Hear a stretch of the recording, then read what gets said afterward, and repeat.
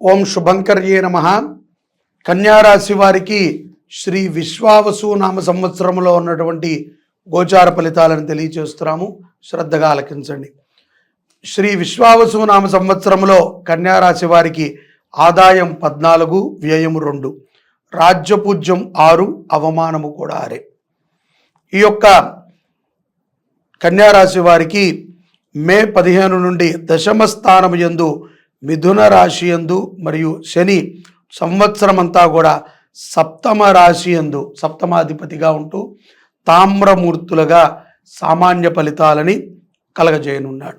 రాహుకేతువులు వరుసగా మే 18 నుండి సంవత్సరాంతం వరకు కూడా షష్ఠ వ్యయస్థానముల యందు రజతమూర్తులుగా సౌభాగ్యకారకులై మంచి ఫలితాలని రాహుకేతువుల నుంచి కన్యారాశి జాతకులు ఈ సంవత్సరం పొందబోతున్నారు.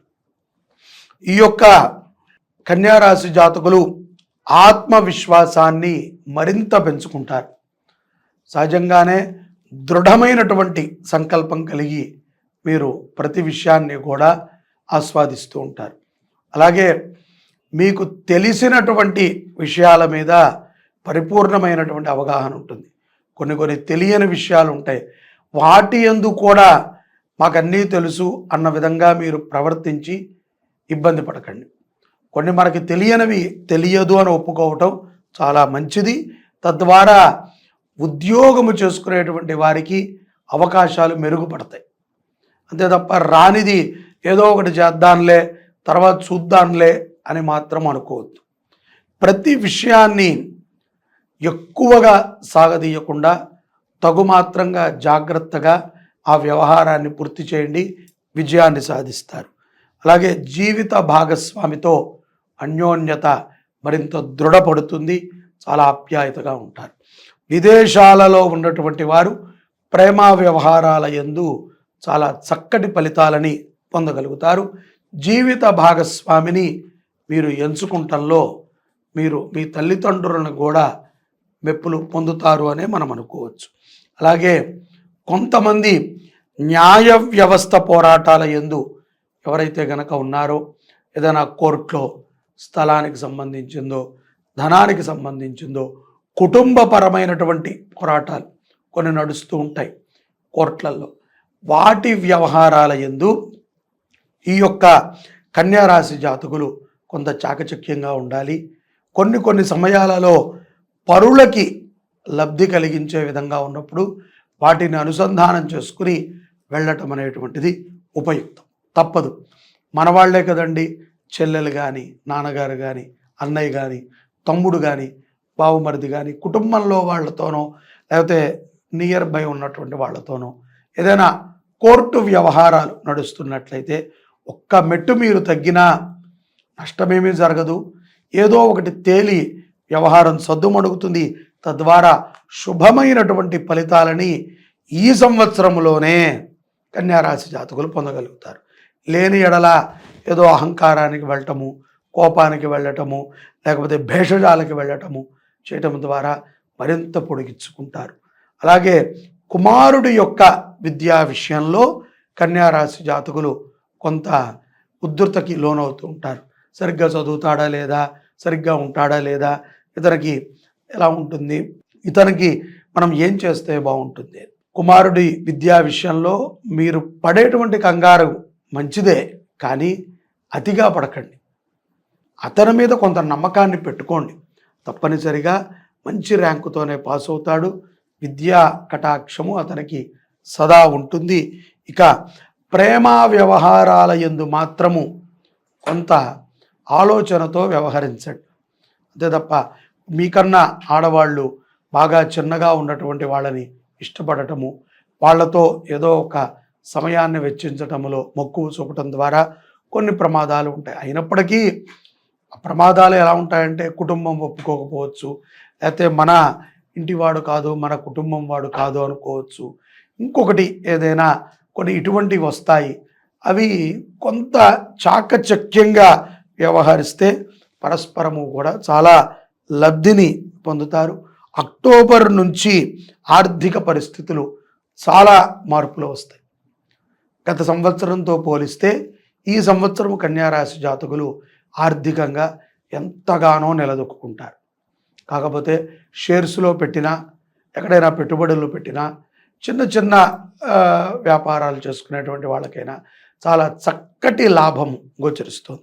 గవర్నమెంట్ రంగంలో ఉన్నటువంటి వారికి కూడా మంచి మంచి పదవులు ఇవన్నీ వస్తాయి. అలాగే రాజకీయ పరముగా ఉన్నటువంటి వారికి మంచి గుర్తింపు కూడా లభిస్తుంది. ఈ కన్యారాశిలో ఉద్యోగము చేసేటువంటి స్త్రీ పురుషులు ఎవరికైనా సరే పై అధికారుల నుంచి పదే పదే ప్రశంసలని కూడా కురిపించేటువంటి అవకాశం. కొంతమంది మానేస్తాము, కొంతమంది ఉద్యోగం మారుతాము, ఎంతకాలం చేస్తాం, ప్రతి 3 ఏళ్లకో 5 ఏళ్లకో మారాలి అనేటువంటి దృక్పథంతో ఉన్నటువంటి వారు ఈ సంవత్సరాన్ని దాన్ని కొంత హోల్డ్లో పెట్టుకోండి. మంచి పదవిలో ఉన్నారు, మంచి అవకాశాలు ఉన్నాయి. ఇక్కడ ఉన్నటువంటి కంఫర్ట్నెస్ మరొక చోట మీకు ఉండకపోవచ్చు స్థానచలనం వలన. కాబట్టి జాగ్రత్తగా ఉండండి. దీర్ఘకాలిక సమస్యలు కొన్నిటిని పరిష్కరించుకుంటారు. ఆర్థికముగా మీకు రావాల్సినటువంటి లబ్ధి ఏదైతే ఉందో అది సకాలంలో చేరుకుంటుంది. అలాగే షేర్స్లో ఎక్కువగా పెట్టుబడి పెట్టి షేర్స్ నుంచి లాభం పొందేటువంటి వారికి మంచి అవకాశం. విదేశాలలో ఉన్నటువంటి వారు తప్పనిసరి కన్యారాశి వారు అమ్మవారిని ఎక్కువగా స్మరణ చేయాలి. అమ్మవారికి సంబంధించినటువంటి యజ్ఞయాగాదులను చేయించుకోవటం ద్వారా కొన్ని మాయల నుంచి బయటపడతారు. అలాగే ఈ సంవత్సరములో గురు సంచారం వలన వచ్చేటువంటి మే 15 నుంచి పుష్కరాలు ఉన్నాయి. పుష్కర సమయములో విశేషమైనటువంటి వేదపారాయణాన్ని చేయించండి. గ్రహశాంతి గ్రహ యజ్ఞాన్ని చేయండి, నవగ్రహ యజ్ఞాన్ని చేయండి.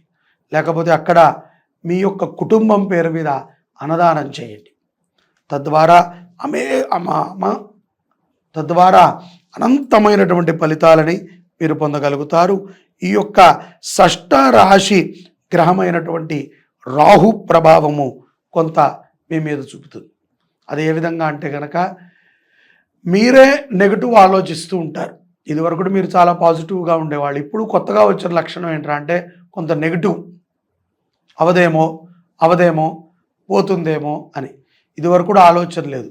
ఇప్పుడు ఈ కన్యారాశి వారికి షష్ఠగ్రహ సంచార ప్రభావం చేత కొంత నెగిటివ్ థాట్స్ వస్తాయి. యద్భావం తద్భవతి. మన భావం ఎలా ఉంటుందో అలాగే జరుగుతుంది. కాబట్టి భావాన్ని మార్చుకోండి. నెగిటివ్ థాట్స్ని రానివ్వకండి. ప్రాణాయామం ఎక్కువ చేయండి. అఖండ దీపాన్ని ప్రతి నిత్యము కూడా ఇంట్లో వెలిగించేటువంటి ప్రయత్నాన్ని చేయండి. తద్వారా విశేషమైనటువంటి ఫలితాలని మీరు పొందగలుగుతారు. ఏదైనా కన్స్ట్రక్షన్ డిపార్ట్మెంట్లో ఉన్నటువంటి కన్యారాశి జాతకులకి లబ్ధి చాలా బాగుంటుంది. కోర్టు కేసులు కూడా ఈ యొక్క సెప్టెంబర్ తర్వాత అనుకూలమైనటువంటి వాతావరణాన్ని తెచ్చిస్తాయి. ఈ సంవత్సరము తీర్థయాత్రలని కూడా కన్యారాశి జాతకులు చేస్తారు. ఓపికను పెట్టుకోండి. తీర్థయాత్రలు తప్పవు. తీర్థయాత్రలు చేయటం ద్వారా శరీరానికి అంటినటువంటి పాపాలు పోతాయి. మనసు ఎంతో ప్రశాంతంగా ఉంటుంది. తద్వారా మనం ఏం పాపాలు చేయలేదండి, ఎవరిని ఇబ్బంది పెట్టలేదండి అని మనం చెప్పక్కర్లా. మన శరీరం చూసినా, మన ముఖము చూసినా అర్థమవుతుంది. అలాగే ఆధ్యాత్మిక చింతనపై చాలా శ్రద్ధని పెడతారు ఈ యొక్క కన్యారాశి జాతకులు. ఈ కొన్ని సంఘటనలను మిమ్మల్ని చాలా కలిచివేస్తాయి. ఎక్కడో ఏదో ప్రమాదం జరిగిందంటే దాని గురించి చింతిస్తూ ఉంటారు. ఈ యొక్క సంవత్సరములో ఎక్కువగా ఒంటరి ప్రయాణమే సాగుతుంది అని మనం అనుకోవచ్చు. అంటే ఎక్కడికైనా వెళ్ళాల్సి వచ్చినా, ఏదైనా పని వచ్చినా, భార్యాభర్తలు వెళ్ళేటువంటి సందర్భాల్లో కూడా భార్య ఒక్కతే వెళ్ళచ్చు, భర్త ఒక్కళ్ళైనా వెళ్ళవచ్చు సింహరాశి వాళ్ళు. ఎందుకంటే ఒంటరి ప్రయాణము లాభాన్ని చేకూరుస్తుంది. వాహన ప్రమాదాలు కూడా ఏమాత్రము లేవు. అలా అని చెప్పి అజాగ్రత్తగా ఉండకండి. ఆరోగ్యం పట్ల శ్రద్ధ అవసరము. శ్వాసకోశత సంబంధమైన వ్యాధులు, చర్మ వ్యాధులు కొన్ని సింహరాశి జాతకులకి సంభవిస్తాయి రాహు ప్రభావం చేత. ఒత్తిడితో ఏ పని చేయకండి. గబడగబడగా ఏ పని చేయకండి. ప్రశాంతంగా కొంత ఆగండి. ఒక 10 నిమిషాలు ఆలస్యం అవుతుంది అంతేనేమో, అంతకన్నా అవ్వదు. ఎవరి మీద కూడా చికాకుని ప్రదర్శించకండి. ఎవ్వరి మీద కూడా చికాకుని ప్రదర్శించవద్దు. మద్యము సేవించేటువంటి మిత్రులు ఉంటే ముఖ్యంగా కట్ చేయండి. వారి నుంచి కొంత ప్రమాదాలు ఉన్నాయి. వారి నుంచి అటువంటి మాదక ద్రవ్యాలు తీసుకునేటువంటి వారి నుంచి కొంతమంది విద్యార్థులు కానీ యవ్వనస్తులు కానీ కొన్ని విషయాల యందు న్యాయ వ్యవస్థతో యుద్ధం చేయాల్సి వస్తుంది, సంబంధం లేకపోయినా. కాబట్టి అటువంటి వారిని కట్టడి చేయండి.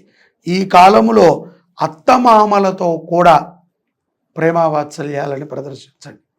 ఇంతకాలం చాలా కష్టపడిన వాళ్ళు ఉంటారు, కొత్తగా వివాహం చేసుకునేటువంటి వాళ్ళు ఉంటారు.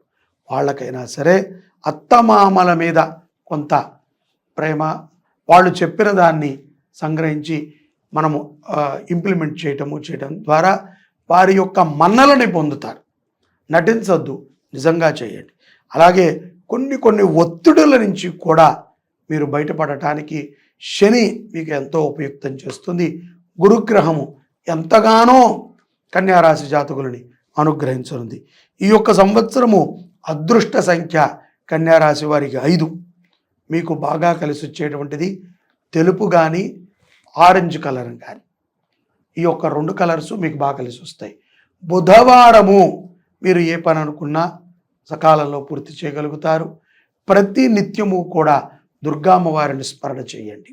అలాగే దుర్గామ్మవారికి సంబంధించి చండీ సప్తశతి పారాయణ కానీ అలాగే చండీ హోమాన్ని కానీ ఆచరణ చేయటం ఉత్తమం. శుక్రవారము కానీ బుధవారము కానీ అన్నదానం చేయండి. అన్నదానము ద్వారా చాలా విశేషమైనటువంటి పుణ్యాలని కన్యారాశి జాతకులు పొందుతారు. అన్నదానము అంటే కనుక ఏదో మనము డబ్బైనా కట్టి చేయొచ్చు, లేకపోతే అన్నదాన పదార్థాలనైనా ఇవ్వచ్చు. కాబట్టి అవకాశాన్ని సద్వినియోగపరచుకోండి. క్షేత్రములో సరస్వతి పుష్కరాలలో తప్పనిసరిగా మీ పితృదేవతలకి కన్యారాశి జాతకులు ఆరాధన చేయించండి. తాత ముత్తాతలకు కానీ మన ఇంట్లో మరణించినటువంటి వారికి కానీ. ఒక మరణము మీ కుటుంబాన్ని మిమ్మల్ని కూడా కొంత ఇబ్బంది కలిగిస్తుంది, తప్పదు. జనన మరణాలు అనేటువంటివి ఈశ్వరుడు ఇచ్చ. కాబట్టి ప్రయాణ సమయంలో హనుమాన్ చాలీసా ఎక్కువగా వినండి. దుర్గామ్మవారిని స్మరణ చేయండి.